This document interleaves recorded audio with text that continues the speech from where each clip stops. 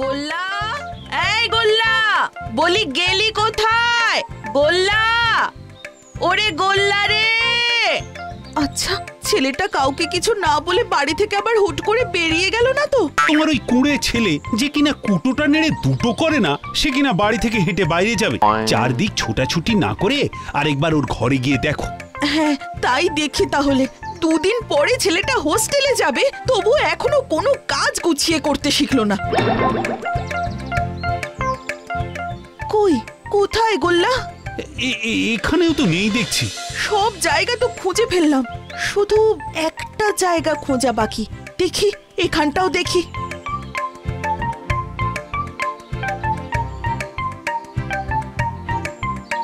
এই তো পেয়েছি এবার। এই গোল্লা, আয়, বেরিয়ে আয় বলছি। কি হলো, এত হাঁক ডাক করছো কেন? আরে কি হলো সেটা তো তুই বলবি। তুই খাটের তলায় কি করছিস? জানো, কালকে রাত্রে একটা গল্প পড়ে আইডিয়াটা মাথায় এলো, উল্টে দিয়ে দেখলাম পাল্টে যায় কিনা।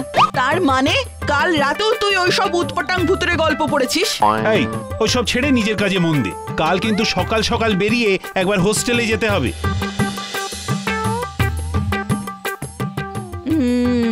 সে না হয় হবে, তবে সব ছেড়ে আজ রাতেও আমি এই গল্পের বইটাই পড়বো।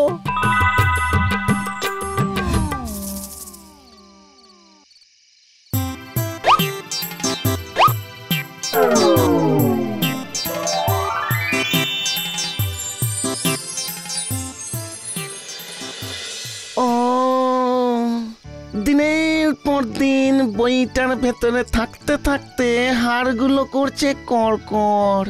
ছেলেটাও বইটা খুলে রেখে ঘুমিয়ে পড়েছে। যাই, একটু হাঁটাহাঁটি করে আসি, মনটা করছে ধড়ফড়।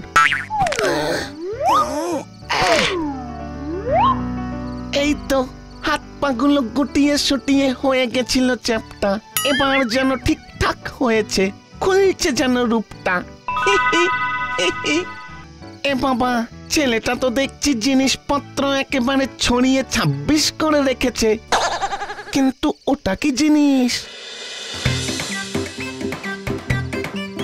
আরে বাস, এটা তো জলের বোতল।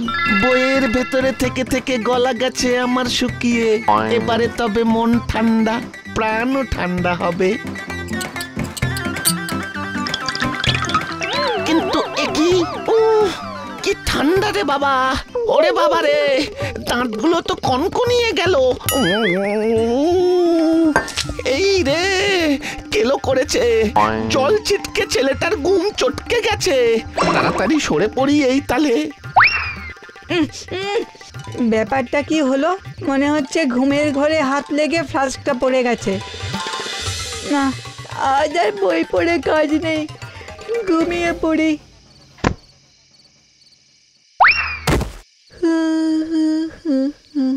আরে আরে, করছিস কি? ওরে, আমি যে বাইরে আছি, আমাকে ঢুকতে দে। বইটা বন্ধ করে দিল, কি করি কি করি? না না, এক্ষুনি ছেলেটার সামনে যাওয়াটা ঠিক হবে না। তার থেকে বরং এখন এখানেই যাই সিটিয়ে। আবার বইটা খুললে তখন টুক করে ঢুকে পড়বো গুছিয়ে।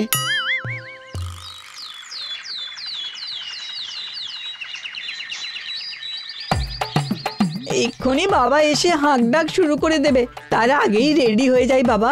এমনিতেই ঘুম থেকে উঠতে আজকে বড্ড দেরি হয়ে গেছে। ও আচ্ছা, ছেলে বটে।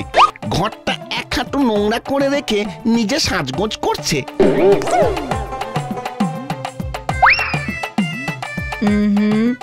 না, গল্পের বইটা সঙ্গে থাক, আসতে যেতে খুলে পড়া যাবে।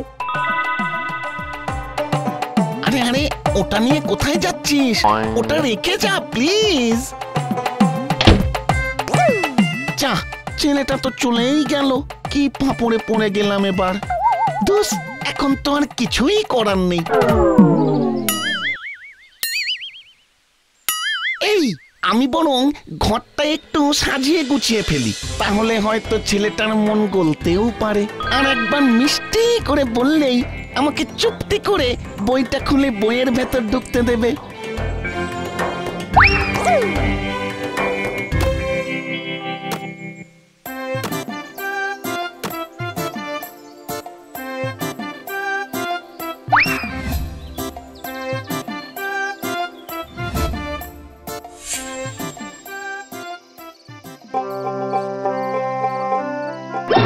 কি ঘরটা যেন কেমন ঝকঝকে তকতকে লাগছে, মনে হচ্ছে মা এসে সব গুছিয়ে দিয়েছে।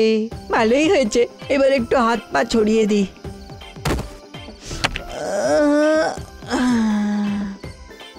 এই রে, ছেলেটা যে এসে টান টান হয়ে শটান শুয়ে পড়লো।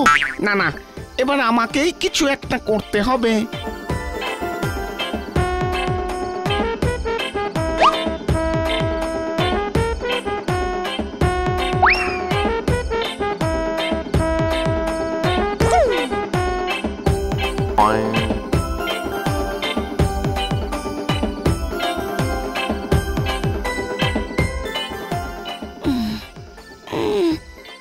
এই ওটা কে রে? ওরে বাবা, চোর চোর! ভয় পেও না গোল্লা ভাই, আমি ভূত, আমি অতি শান্ত ভূত। এসব কি বলছে? ঘরের ভেতরে ভূত, কিন্তু এখানে ঢুকলো কি করে? বইয়ের ভেতর দিব্যি ছিলাম, কাল রাতে শুধু বাইরে এলাম, আজ তো দেখি বইটা হাওয়া, তাই তো আর হলো না যাওয়া। ওরে বাবা, এ যে দেখি একেবারে ছন্দ মিলিয়ে মিলিয়ে কথা বলে। একবার যদি বইটা পাই তবে নিজের ঘরে ফেরত যাই। সে না হয় হবে, তবে এখন বেরিয়ে এসো।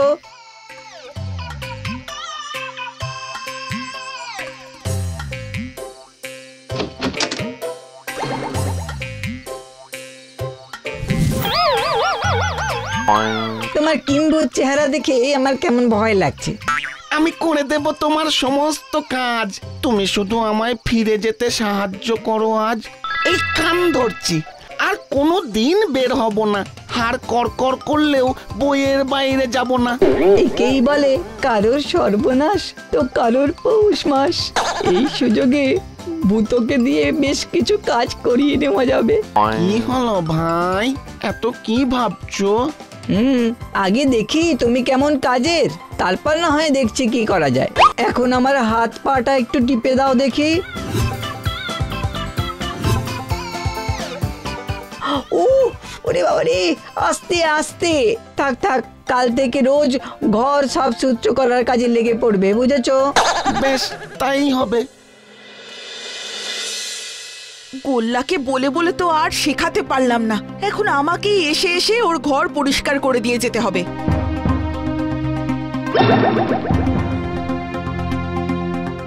ওমা, এ কি কাণ্ড!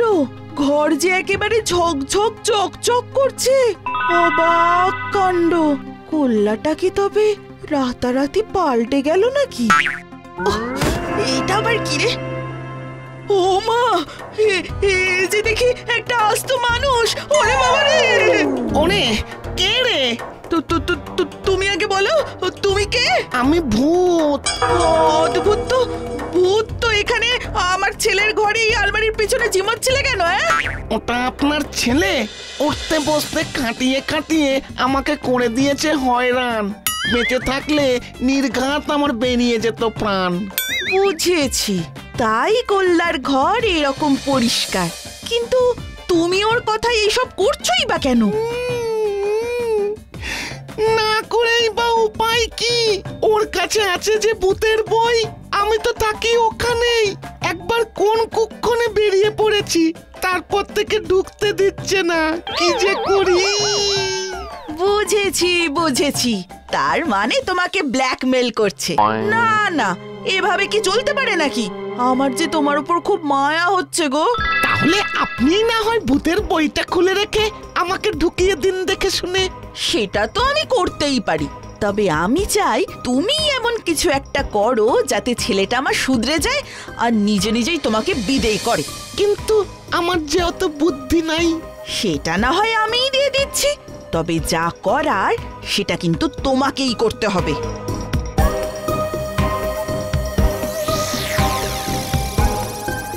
বুঝতে পেরেছো? আরে বাস, আপনার বুদ্ধি তো একেবারে ফার্স্ট ক্লাস। কি হলো ভূতো, কাজকর্ম শিখে তুলে দিয়ে বসে আছো যে? আমি এসব পারবো না। সে কি, কাজ করে দেখালেই তো বই খুলে ভেতরে ঢোকাবো, না হলে কিন্তু। না হলে না হবে, আমি ঠিক করেছি আমি তোমার মধ্যেই ঢুকে যাব। হ্যাঁ, তার মানে এই সেরেছে, তাহলে তো। তাহলে আর কি, লোকে তোমার কাণ্ড কারখানা দেখে বলবে তোমায় ভূতে ধরেছে। না না, এই তাই আবার হয় নাকি?